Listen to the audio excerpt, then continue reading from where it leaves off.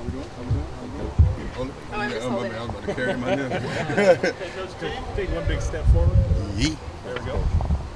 How we doing? Good, man. How's camping going for you guys so far? Great camp so far. Great energy. The guys playing at an extremely high level. Got them playing a few different positions, so there's still some challenges going on as far as competition goes, but the energy's been great, the juice has been great. As long as we bring the energy, everybody else is going to follow, so that's been a big mantra for us. How do you balance this time of year?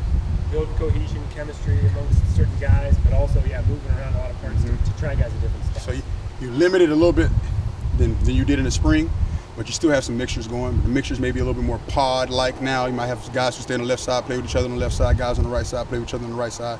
But you still got to have that good, like you said, competition where you're creating that cohesion, because that's going to be big for us. You want to trust the guy next to you as much as possible. So trying to build that while also keeping the competition level high, so nobody's ever getting complacent. Someone who was here when Ope first showed up, just how much of a transformation is this to see when he's down 80 pounds in a couple of years, and how much more ready is he to play this year for you compared to a 400-pound guy a couple of years ago? I mean, it's crazy. It's really like 100 pounds, because when he got here, he's almost like 420 plus. And he's lost all 100 pounds plus. He's been consistent at it. He hasn't complained about it. He's limited what he was eating. And to see him change his body, he's always been a high IQ guy. So he gets the football part.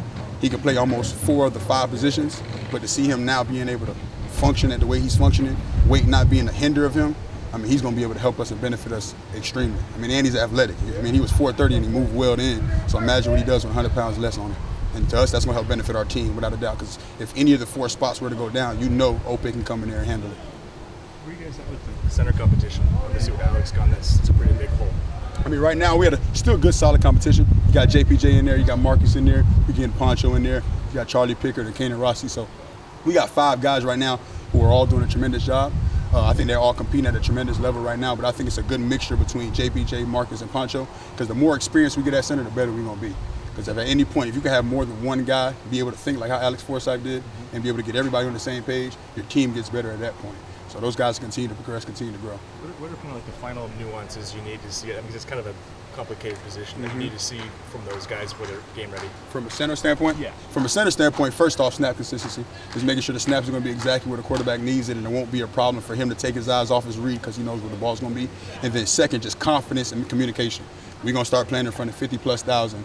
You can't let that hinder your communication to the guys in front of you. Being confident, knowing the playbook, knowing the personnel, knowing exactly what we need to see, so that way everybody's on the same page. Because a little bit of that timidness with communication, that's when you have MAs, that's when you have missed assignments, and we're trying to limit that as much as possible. What did you learn from your experience being in the NFL with the Minnesota Vikings? Obviously, the NFL, everyone always talks about it every season. The level of competition increases. You got to see that up close and personal. What did you learn in your time with the Vikings that you're taking into this season with this O-line group? It's funny you asked that, because literally yesterday we were having that conversation in our meeting room, and you can start to see the difference in people at that next level. You just assume the elite players are elite just because they're elite. I mean, I know we've all probably seen quarterback. You got an in-depth look at Kirk Cousins and how he's the exact same person every single day trying to find ways to better himself. I just tell those guys like Justin Jefferson, you think he just runs elite routes? Every single day he's working his releases. It's repetitive. It never stops. So for all our guys to get them to understand, once you get to this level, it's not high school anymore. Everybody in our room is good. You're going to separate yourself in the minute details that somebody else may be forgetting. If you're attacking it every single day, you're separating yourself every single day, not even realizing it. So more often than not, just being consistent and disciplined in whatever your process is.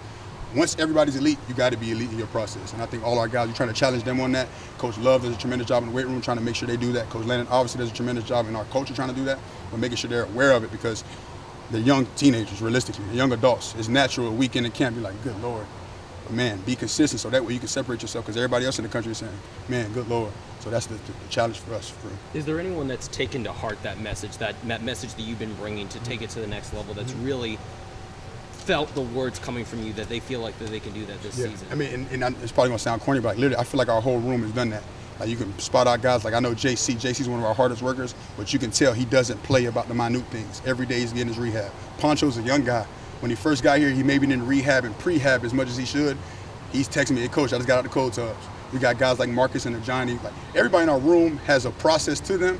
I just want them to continue to see them continue doing so day in and day out, especially when we get in week 8, especially when we get into hopefully the playoffs and things of that nature. We're going to take it one week at a time, but you end up having a better team later on in the year if you focus on that stuff now. When do you start figuring out who your best 5 are and what 5 positions those guys are at instead of. I know cross training is so important, but Yep. when does that kind of conversation start happening? Right now, that timing is almost perfect. We got one more scrimmage, and then you head up until almost a week before the game. You start pretty much rallying it down 10 days before the game, because then you'll start getting a little bit more opponent-based. Right now, it's still competition. We competing against our guys. I still maybe want to see a young guy go up against Popo or Brandon Dorless just to see how that matchup is going to look.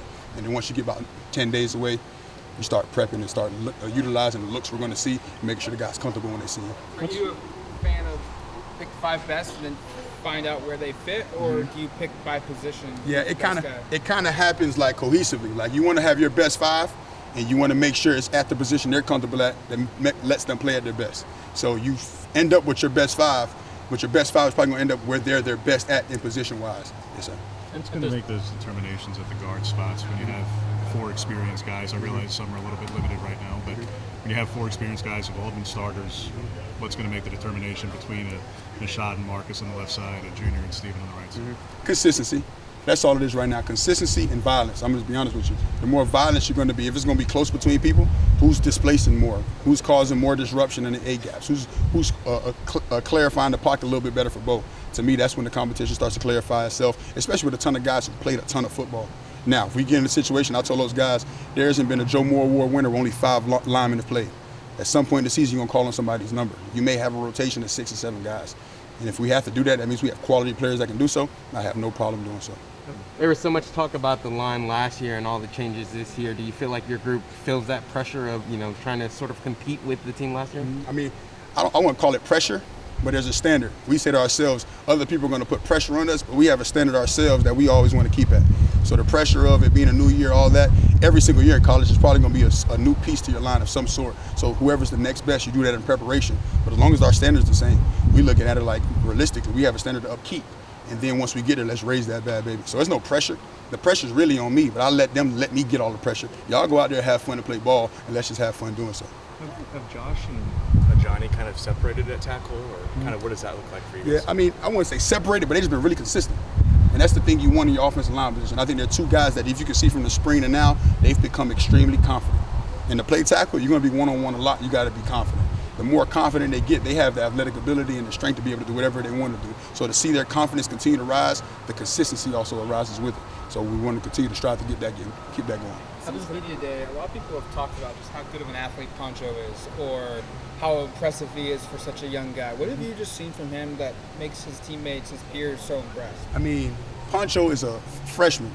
He's been here 6 months ago, but the man is he got some of the heaviest hands I've ever seen in my life, literally.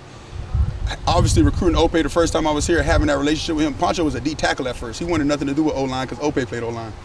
And when I was at Hawaii, I was trying to recruit him at that point.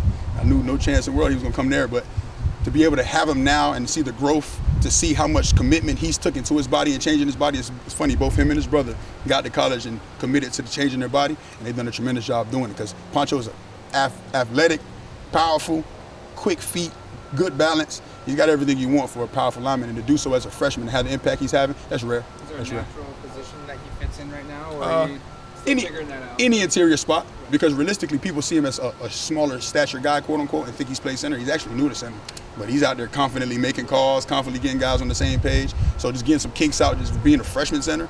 I mean, he's going to continue to rise for us. He's going to continue to rise for us, and all our guys love him because he's humble. He's going to ask questions to anybody and everybody. Hey, how do you get better at this? How do I do this? How do I do that? And as long as he continues to do that, he's going to be the exact player we all think he's probably has the capability of being.